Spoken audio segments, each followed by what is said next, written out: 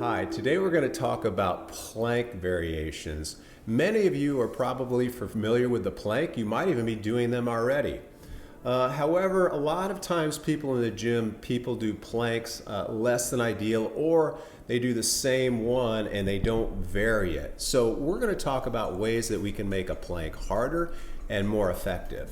First, it's not a great idea to just hold a plank for minutes and minutes and minutes.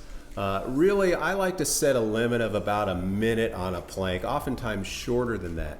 So if you're doing a plank and you can do it for well over a minute and it's not that challenging, I'd recommend that you find ways to make that harder. So we'll take just the traditional plank where on your forearms or on your hands and you're in the traditional front plank.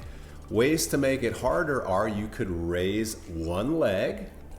You could also raise one arm. You could also raise one arm and touch your opposite shoulder.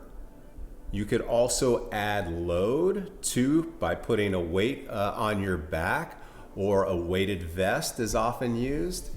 You can also shift the body. So from here, you would shift your torso is moving forward and back and side to side. And then you can also do circles as well, both directions in a plank.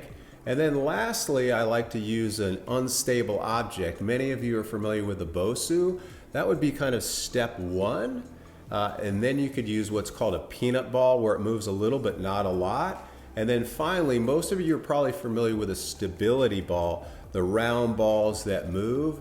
You could put your forearms on the stability ball and hold that. Those are some ways to make a plank more challenging, because again, if you can hold a regular plank for well over a minute, you're not really going to be ideally working your core. So give these plank progressions a try. Begin with your hands and feet shoulder width apart, making sure to engage the abdominals.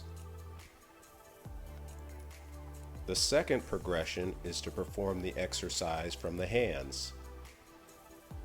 Then you can raise one leg and the other. The final progression would be to raise one arm and then the other.